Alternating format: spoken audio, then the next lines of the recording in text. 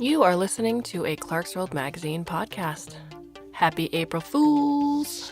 I've lost all of my will and drive to do an April Fool's joke for you guys. I'm so sorry. I guess this is one corner of the internet that is not going to participate this year. I think I might be grateful for that. I do hope this podcast finds you extraordinarily well. Our first piece is titled Carouseling and is by Rich Larson. And ironically enough, if you are just coming from the other last podcast of the month, this looks to be a continuation of the story, or maybe a prequel. I guess we'll find out as I read it. Dun dun dun. As usual, this story, our art, and our nonfiction are brought to you by the letter U. So thank you for going to clarkesworldmagazine.com/donate, patreon.com/Clarkesworld, or clarkesworldcitizens.com. You guys are amazing, and you guys make it possible for us to bring you excellent fiction each and every single month. And despite all of my issues with time management. So thank you for doing that for us. Sincerely. And those of you who can't or have not yet, please consider doing so.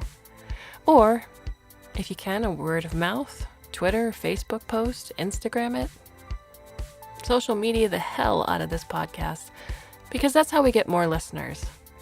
Always onward, always upward. So, Rich Larson. So, last month, our last reprint, which was originally featured in Upgraded, an anthology edited by our own Neil Clark, was titled God Decay. And Rich has done a ton of different stories for us, dating all the way back to February 2015. His more recent stories for Clarkesworld: September 2016 brought you The Green Man Cometh, January 2017 brought you The Ghost Ship Anastasia, and July 2017 brought you Travelers.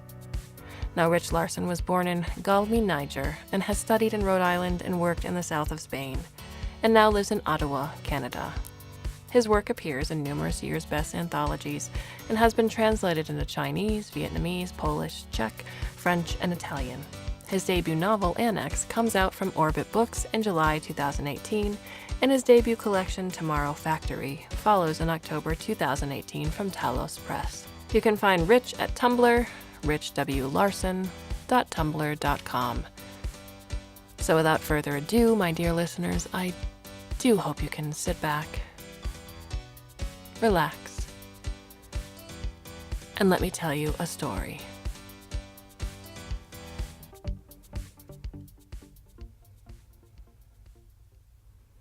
Ostap is putting the finishing touches on a cartoon tardigrade when Alice calls him. The render is blown up to the size of a sumo, its butcher paper skin creased and wrinkled around chubby tendril-tipped legs, its eyeless head dominated by a lamprey mouth. He'll need to make it less terrifying before he sends it to the art department. He shrinks away and answers the call. Hujambo? Hujambo yourself, handsome, Alice says. You know you don't have to learn Swahili before you come visit, right? There's English pretty much everywhere and Babbeltech for everywhere else. Sawa, Ostap says, using another third of his Swahili vocabulary. How was the lab today, the test run? Nothing blew up, so good. Alice's cam comes on, filling half his goggles. Her dark hair is tied back and she's wearing the pajamas with the miniature sheep on them. Tomorrow's a go. Ostap sees the familiar stucco wall of her bedroom behind her. There's a slice of window that he knows overlooks Nyali Beach. He's combed over the maps of her neighborhood a dozen times since she moved to Mombasa, trying to imagine her in every street view. The lab is farther inland, outside the city, and lab is a small word for a super facility with miles of machinery that make the old Hadron Collider look like a toy. Alice has tried to explain to him what exactly goes on there, has tried to explain about the slip, but Ostap was never much for formulas, and when he let his eyes glaze over and drool dribble from the corner of his mouth, he was only half joking. Time to shatter the rules of quantum mechanics? Ostap asks. Yeah, actually. She pauses, her mouth set in a way Ostap knows is between worry and anticipation. If this works, It'll make history. I can't wait, Ostap says. I love it when you make history. Her forehead is still creased. He tries to elicit her smile. Do you worry about your ego expanding to dangerous sizes once you're famous? Does the universe worry about its constantly expanding borders? Alice asks back in a grandiose voice, and when Ostap laughs, she finally does grin. How about you? What are you working on today? When she asks, she always makes it seem as if freelance art is just as important as mind-bending physics. From the other half of his goggles, Ostap sends her the Render Plus an animation to make the tardigrade strut in place, its pudgy body wobbling slightly with every step. Still designing for that kids' show, he says. This is Terry the tardigrade, who teaches kids not to be... He trails off, winding his hand through the air. Alice rolls her eyes upward in concentration.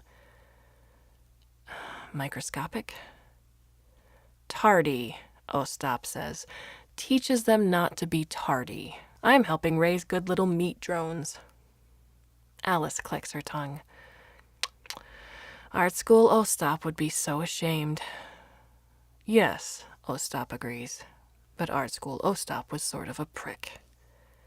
He revolves the render again.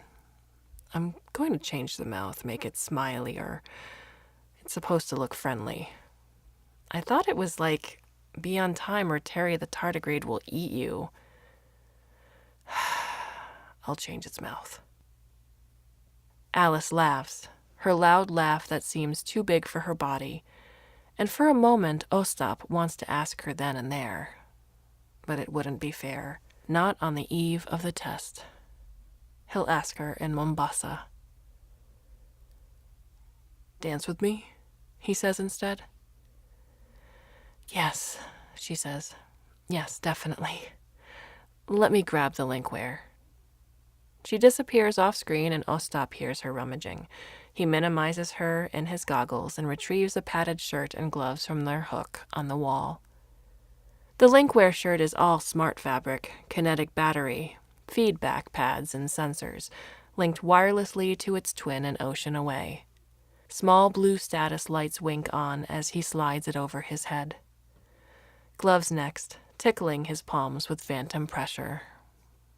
Then he goes to the center of his bare apartment, stands in the footprints he marked with duct tape, and waits for Alice to sync up. Suddenly he can feel her in his arms, feel her chest pushed against his chest, and her left arm draped perfectly over his right shoulder, and her right hand clasped loose in his left. The familiar shape of her body trips him wire deep in his brain. For a second he thinks he can smell her citrus shampoo. Pick a song, he says. Just a second. Here. The first notes of the melody bloom in his earbuds. It's an old favorite, a slow kizomba song remixed by a Swiss Angolan artist they were obsessed with a year ago. He sinks his hip into the piano and feels Alice sink with him. The percussion kicks in, soft but steady, thumping in his earbuds like an electronic heartbeat. He slides forward. 1, 2, marca, and they dance. He can't feel the brush of her legs against his, but Alice says that's better, in a way. It makes him lead with his frame instead of cheating with little nudges to her thighs. He can't feel her cheek against his cheek, but he can feel the warmth and pressure of her body, the subtle shifts of her weight, and when he closes his eyes, it's close enough. Ostap glides around his empty apartment and guides her around hers, breaking and connecting, slowing and accelerating with the flow of music. By now, the exact dimensions of her room are cemented in his head, and he doesn't have to worry about her banging into her wall or nightstand. They dance another song and another, then break, so Alice can get a drink of water from her fridge, then dance one final song and end with a dramatic dip 2 beats too early, which sets them both laughing. When it's nearly midnight in Mombasa, Ostap peels off his gloves. They tried sleeping in the linkware once, but it wasn't comfortable, It's better saved for dancing or used together with Alice's wireless toys. You going to take the Linkware to work with you tomorrow? He asks. That way, I'd be there for the history making, in spirit. Alice laughs. Maybe. Good night. Good luck with the test. Ostap pauses, grasping for syllables, and then uses the last third of his newly learned Swahili. Ninakupenda. Alice is quiet for a moment that seems like forever, then makes a satisfied noise in her throat. I love you too. My mistake, Ostap says. I thought that meant I'm looking for the washroom. Sure, Alice's lip twitches. I love you too, asshole. Ostap kisses the air just before she ends the call. 7 feared dead in Kenya after quantum test facility accident. At approximately 5:30 a.m. local time, emergency services responded to multiple automated and human reports of an incident at the Nyan Bor Superlab located outside the Kenyan city of Mombasa. First responders extinguished an electrical fire at the entrance of the facility, but upon entering were unable to locate the 7 members of the science team logged as present at the time of the incident. A witness described the scene as unreal, catastrophic, and drone-captured images, see below, show the extensive nature of the damage, in which large chunks of the concrete structure and surrounding earth seem to have been torn away. The Superlab, which is the largest of its kind in the world, is used to study quantum phenomena. An experiment involving possible FTL particle travel was scheduled to occur today, but due to the nature of the damage, no autologs have been recovered. The Mombasa Fire Brigade suggests that bodies may be unrecoverable for the same reason. The last guests have left, and Ostap is pouring out the leftover wine, balefully watching Merlot glug and splash into his still sink. All he wants to do is drink. He wants to drink until the alcohol hollows him out to a dull happiness, spins him a warm protective cocoon to keep him that way until morning. Ostap was never a maudlin drunk. But he was an alcoholic, which is why an implant in his stomach, a tiny origami enzyme factory, now breaks down any alcohol long before he can absorb it. Alice paid for half of the surgery since he was still treading debt at the time. It felt like love then, and now feels like a middle finger from beyond the grave. Ostap sets the empty bottle on the counter and looks around his apartment. There are a few glasses here and there, dregs turning sticky in the bottoms. His roving end table has returned to its usual spot by the sofa, with the remainders of the spring rolls and seaweed chips. Reginald, the auto cleaner he and Alice named together one silly night, is wiping a splatter of dipping sauce off the floor. Above it, the smart wall is flickering clips and snaps of her. People wrote little notes on them with a stylus or just their fingers. The memorial party was a bad idea. One of Alice's friends from uni asked him to host it because his apartment is central, and he agreed because he hardly leaves it anyways these days. And secretly he hoped it might help in some way. The wake and funeral had not. Instead, the night was a collision of awkward physics types and overdramatic artists, all of whom seemed to have come just to give him pitying looks or too tight hugs of snippets of advice like, "You can always talk to someone," and "Don't start memory archiving or you'll be in there forever." And he had to thank them and pretend like he hadn't spent the past week lying boneless on his couch, watching every single second he and Alice had recorded together. He tried to rid of the goggle marks around his eyes with cold water and vigorous rubbing before people started arriving, but it hadn't worked. Almost worse than being pitied was having to pity them all back.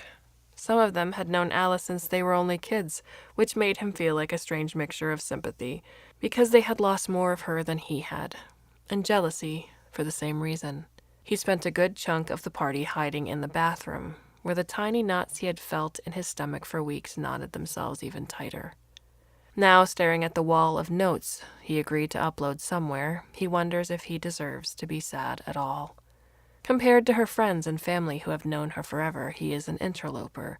His status is inflated only because he was the last person to be in love with her. As if sleeping with her for a year and 1 month makes his grief just as valid as theirs. He feels like he knew her better than anyone, but it's a half-hormones illusion, and he can't even get drunk. Reginald jostles him on its way to load the empty glasses into the dishwasher. Without thinking, Ostap gives it a savage kick. The little robot sails across the room. It manages to keep hold of the glasses, but one shatters anyway when it smashes to the faux wood floor. Ostap watches Reginald rock back and forth on its white plastic shell, trying to right itself.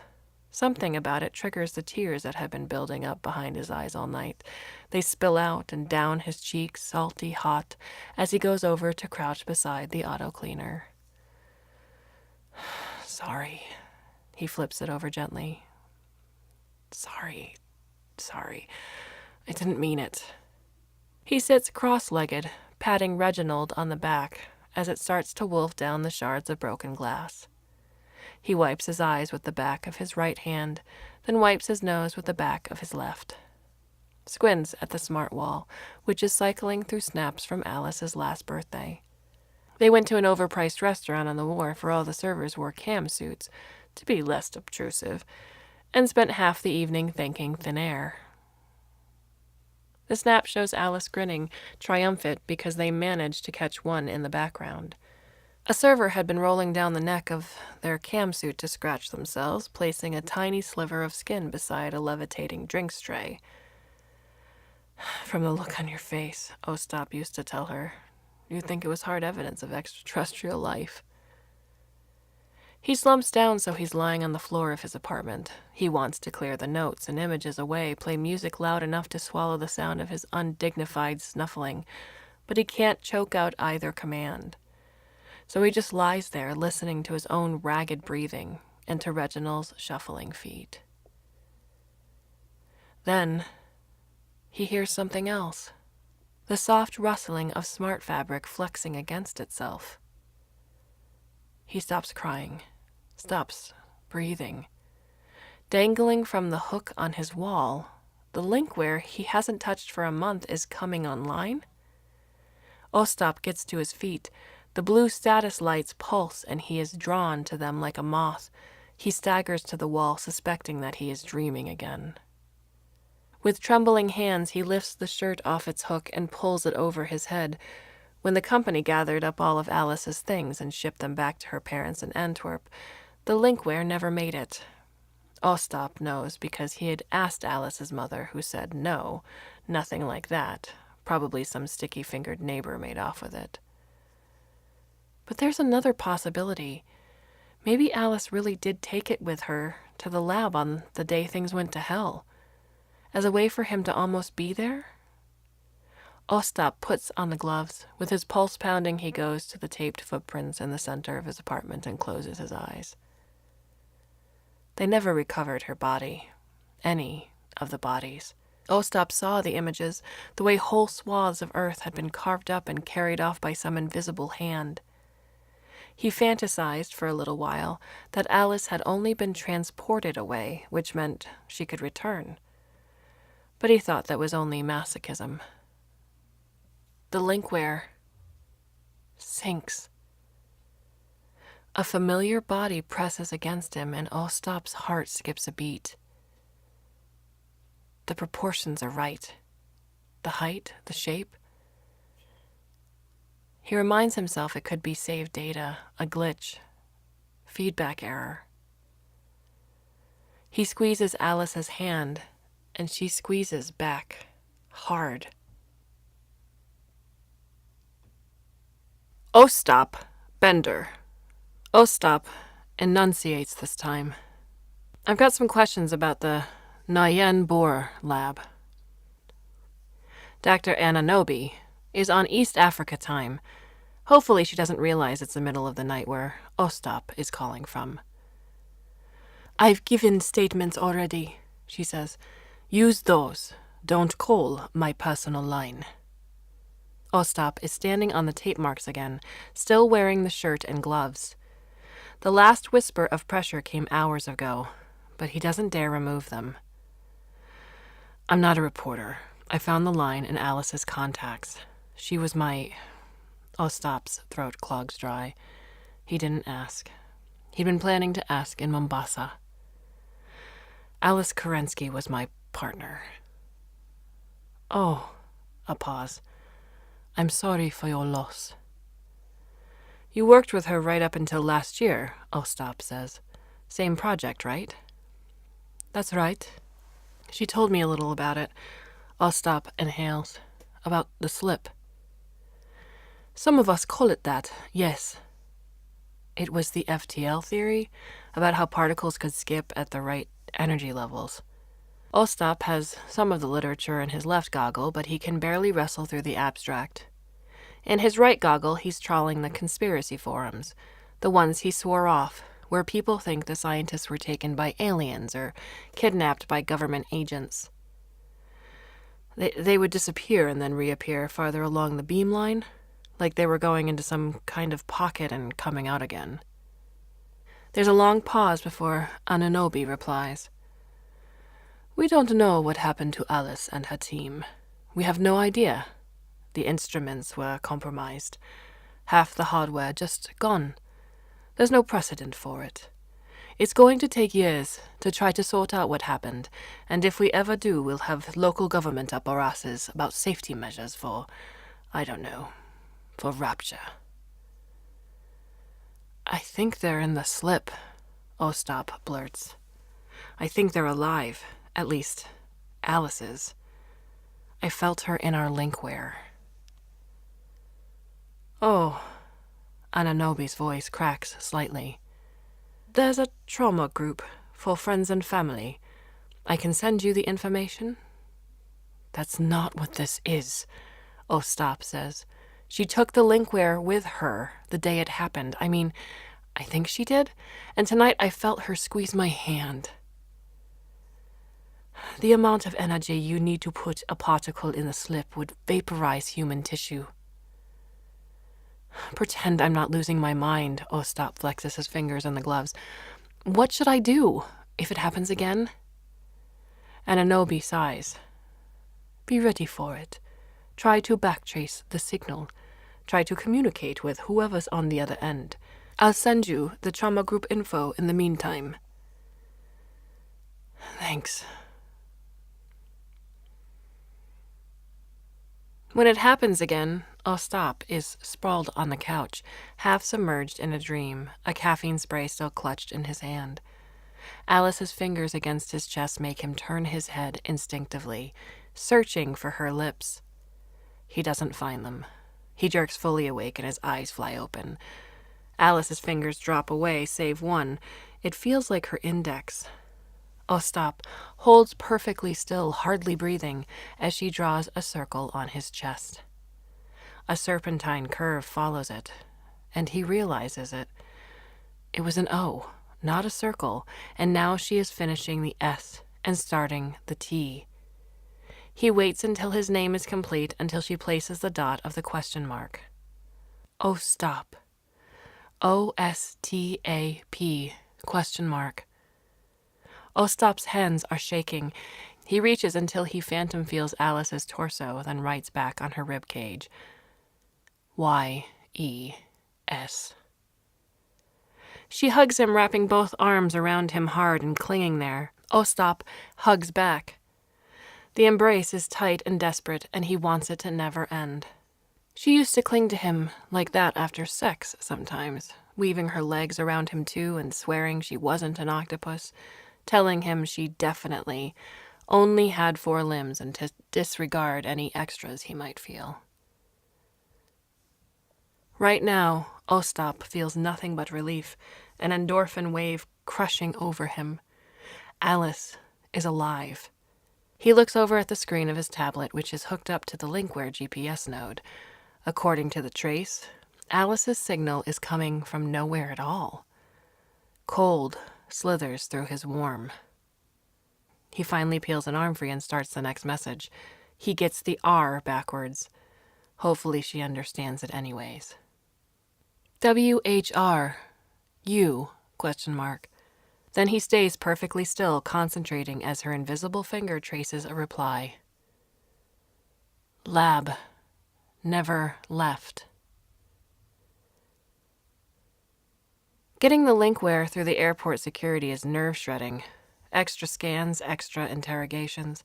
But Ostap makes it onto the plane without them confiscating anything.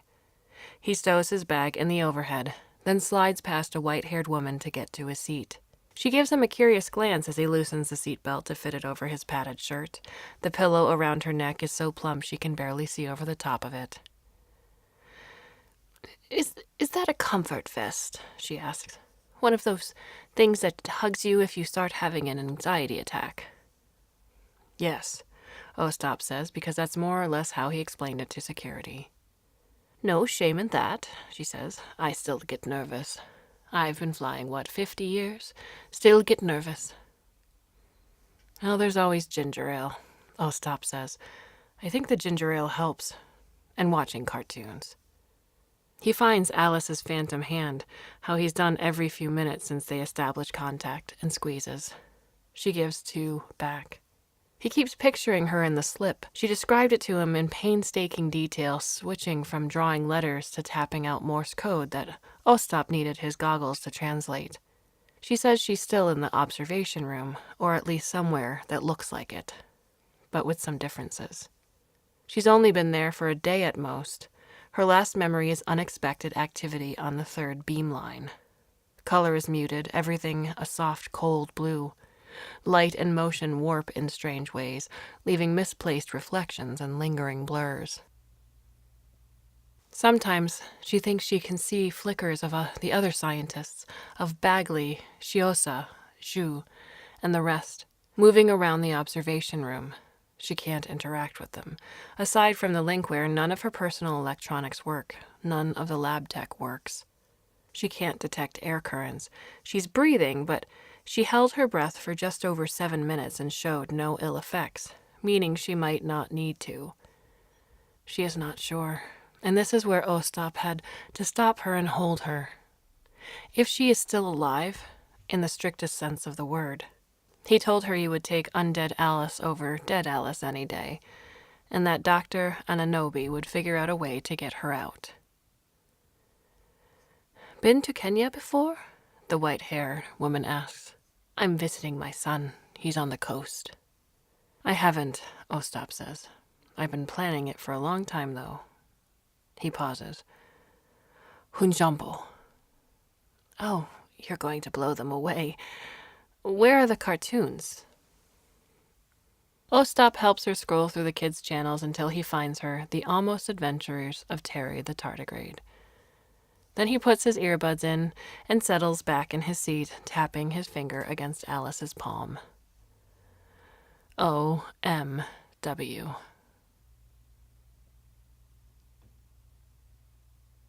Dr. Ananobi is taller than he imagined her, spindly limbs and a black pantsuit, flyaway hair. She picks him out of the arrival rush, and Ostap removes his glove to shake hands. His palm is already slick with sweat from the brief walk-through, the tarmac shimmering heat between airplane and the airport. Alice warned him it was hot in March, told him to bring good sunblock or he'd spontaneously combust on the beach. Dr. Ananobi asks the perfunctory questions about his flight as she steers him to the exit, and Ostap can tell she's never been tardy in her life. A boxy black Chinese rental is waiting for them outside. He slides gratefully back into air conditioning. Dr. Ananobi slides in after him, eyeing the linkware. So, you've been communicating entirely by touch? Yes, well, Morse code. Haven't thought up anything better. May I? After a moment's hesitation, Ostap peels off his right glove and hands it over. She puts it on, flexing her fingers, and he guides her hand to Alice's shoulder. For a terrifying instant, he thinks Dr. Ananobi won't feel anything, that she'll frown and gently confirm that he is losing his mind. But then her eyes widen slightly. Ostap pulls a Morse code translator for her and watches in silence, his bare hand clenched tight on his thigh. What are you saying? He asks, when he fails to keep track of her pulses. Asking a very specific question about how we met, Dr. Ananobi says. Just to be sure it's not an elaborate hoax. She nods. You don't seem like the type for an elaborate hoax, but I need to ask, for my own peace of mind. Ostap watches out the window while he waits. They're on the highway now, parallel to the Mombasa-Nairobi raised rail, driving in its shadow. Passenger pods flash like silverfish along the retrofitted magnetics. The soil is rust red, and the trees are a lush dark green. When the car pulls off onto a smaller road, they have to drive through a scanner gate. Thank you, Dr. Ananobi says, returning the glove. It's incredible. It's really incredible. Ostap puts the glove back on and gropes for Alice's hand, interweaves his fingers with hers. So, he asks, how are we going to get her back? Dr. Ananobi purses her lips as the car glides to a halt. There's something I didn't tell you. I couldn't tell you until I was sure. Ostap's stomach churns. The tiny knots are back, coiled tighter than ever, carouseling. What? We're starting to find bodies. Dr. Ananobi pushes open the car door. Come up the hill. She gets out and Ostap stumbles after her. The sun is too harsh for his flimsy airport shades. He squints his eyes behind them. The heat beats him around the head and shoulders as he follows her over gravel parking lot to a slope of red-brown earth. His knees are weak and watery, but he climbs it anyway. A breeze ruffles his hair and cools his sweaty forehead as they near the top. When they crest the hill, he sees the damage the drone photos didn't do justice. The external hub of the Nyan Bor lab, now charred rubble, is large enough on its own, but the facility extended for miles beneath the surface and has now been sectioned out in huge swaths by some unseen surgical blade. For a moment, Ostap's eyes rebel at the scope of the scene, the unnatural composition. It looks more like effects, like something he would render in his goggles, than anything real. He can see layers of packed dirt, concrete, wiring, all neatly sheared to the same exact proportions. The electrical fires were a sideshow. The real damage was done by something else, or maybe by nothing at all. He looks at the massive pit where the observation room once was.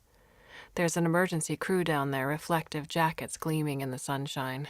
He can see them loading something into a stretcher. The first one showed up just after you called me, Dr. Ananobi says.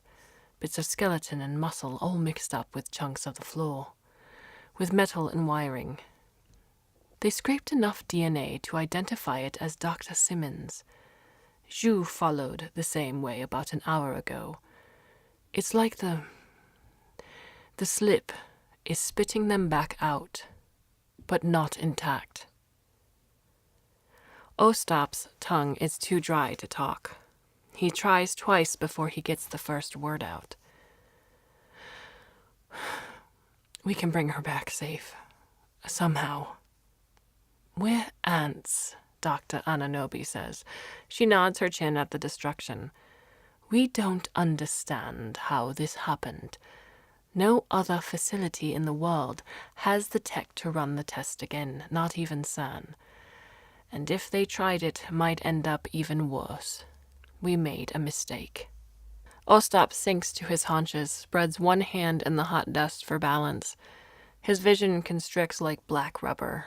He dimly feels Dr. Ananobi crouching beside him, pushing a water bottle into his free hand. He feels Alice give his arm a questioning squeeze. His breathing slowly returns to normal.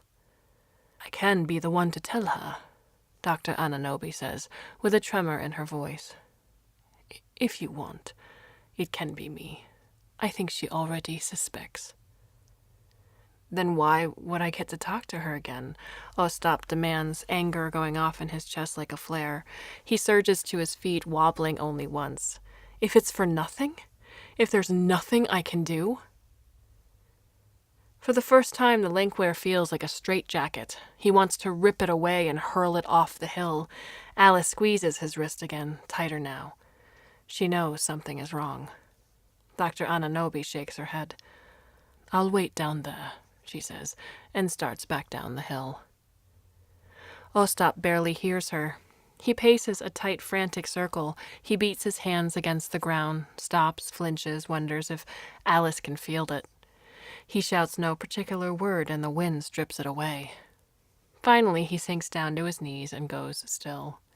Alice's finger presses against his chest. He repeats the letters aloud, wrestling each one out of his windpipe, and watches her message from his goggles. No way back. He waits for the question mark, but it doesn't come. He runs his hands over the parts of her body he can reach, caressing her neck, her shoulders, her arms. He moves his finger to her palm. No. She pushes back. Tap, press, press. He waits. Waits. The last letter forms, and he chokes on a laugh. Well, fuck. He hugs her as tightly as he can, closing his eyes, imagining the brush of her hair in his face, her temple against his neck. She clings back. He realizes with a sick feeling all through his body that he can ask her now. It will be grand and symbolic and mean nothing because she's not coming back, not alive. It will be a farce. She'll say yes because there is nothing else to say at the end of the world. Ostap tells her about the bodies. Alice is still for a long time, long enough to put panic in Ostap's throat. Then she has messages for her parents, for her friends, observations for Dr. Ananobi and her colleagues. She etches them out with trembling fingers, and Ostap transcribes them all. It's slow. It's painstaking. The tension is piano wire taut because Ostap knows each letter might be the last one. He knows she might be the next barely body to arrive. The question is building up in his mouth. The messages trail off, and Ostap tries to imagine what she's feeling, but can't. He has his overshirt draped over his head to shield him from the sun, but it's cooling off now.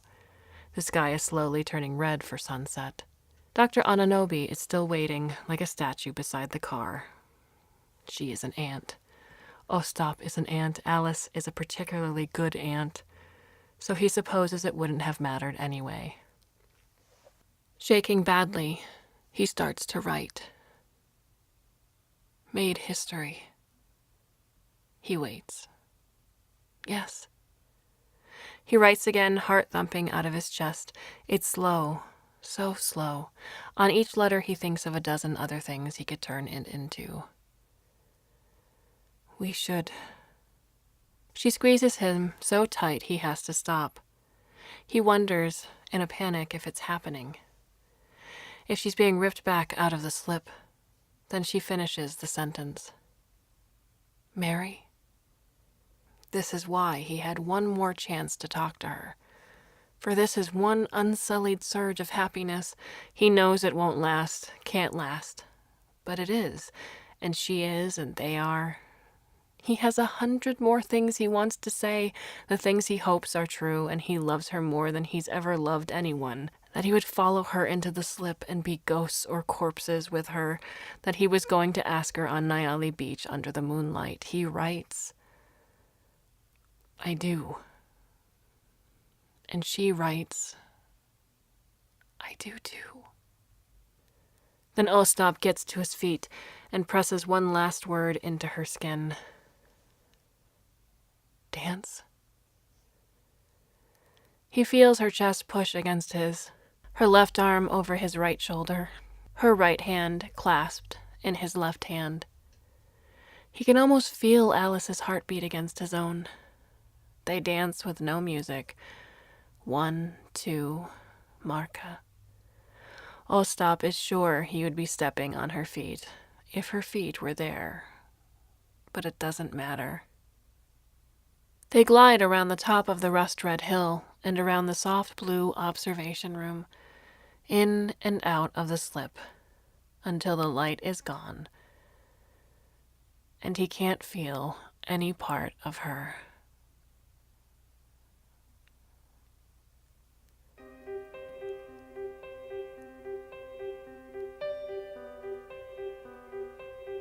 So I really hope, Rich, if you're listening, that you are playing the long game here and that we just saw an alternate reality version of our two people that we followed in the last story.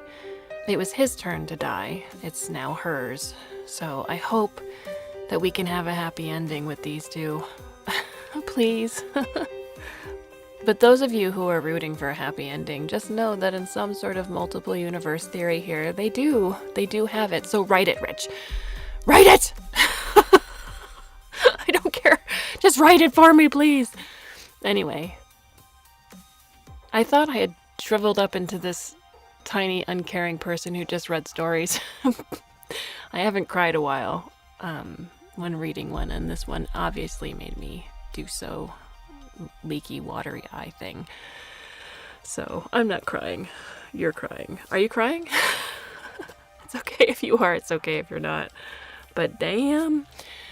What are your thoughts on this story? You can leave us a comment or a question at the Clarkesworld Magazine website itself, or go to the About Us page where all of our contact information is listed, in case you don't want to make a public comment. We've got a whole slate of new stories here in April for you, in issue 139. So I do hope you'll come back and join us. And until then, I bid you a very fond and warm au revoir, a bientôt, aloha, and every other word that means please come back and listen again very soon.